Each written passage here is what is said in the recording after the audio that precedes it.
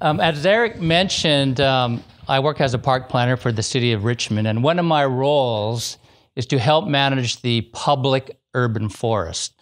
That is the trees that grow in our parks, on our streets, on our trails, community centers, and school properties, etc. Our original strategy was developed in 2001, and so we're in the process now of renewing it and revising it. It's at the very early stages, so I don't have a lot of detail to provide you this evening, but I think that's okay because I'm going to focus on my personal feelings on why an urban forest matters. When we talk about the urban forest, we need to understand what we're talking about. Some studies include trees and everything that grows beneath and within its cover. Shrubs, vines, lawns, ornamental shrubs. But today I'm going to focus on trees because that's my interest. I think without trees, we wouldn't be here tonight, really. And I think our event should be subtitled In Praise of Trees.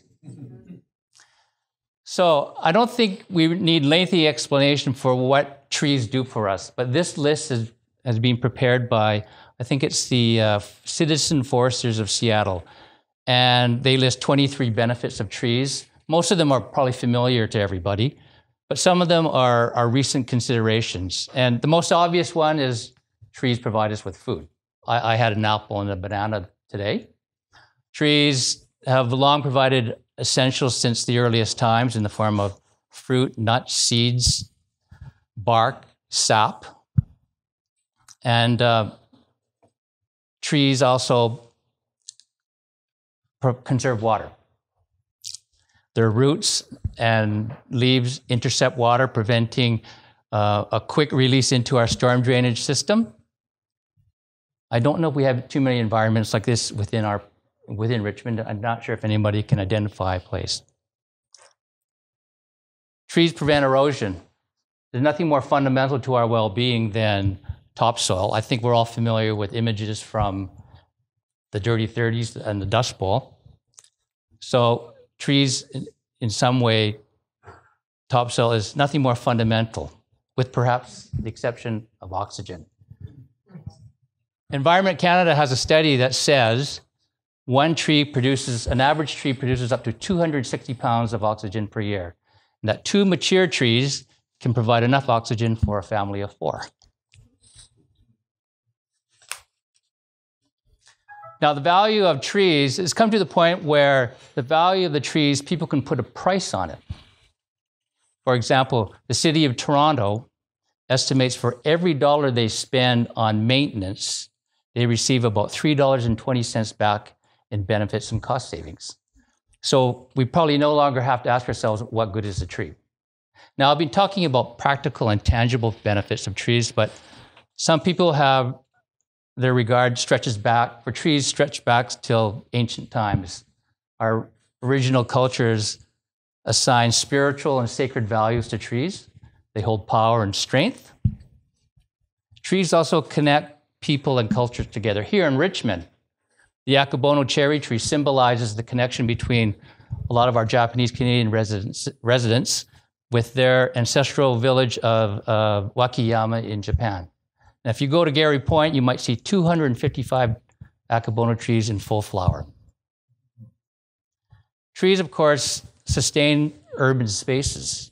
Trees have an endless variety of sizes, shapes, leaf color, fragrances. And I think we could do well to get trees in the middle of our cities. We need more trees. We need more urban spaces. Some people would consider trees a gift if you have one in our garden, in our home landscape. This is an example from Southern California, where the owner and the designer have gone to lengths to retain their trees. So I wonder how many of us would do the same thing. Trees mean work for some people. But for the past 50 years, I think Linus always sees another opportunity. And I wonder how many people have actually even tried this. I know I haven't.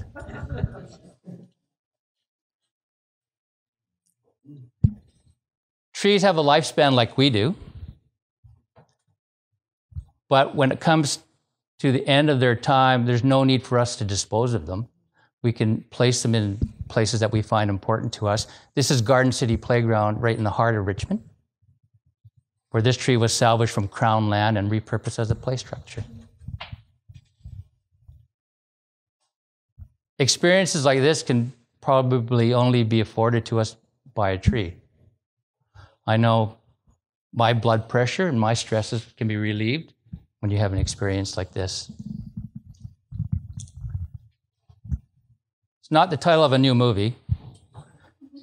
The point of this is that the benefits of trees are now being supported by evidence that can be measured. So some health practitioners have made studies whereby they have shown that if you have a view of a tree outside your hospital room, your recovery can be more complete and faster. Trees afford us simple pleasures. I wonder how many people have this in their yard or in their cabin. And I wonder how many people can get into that on the first try.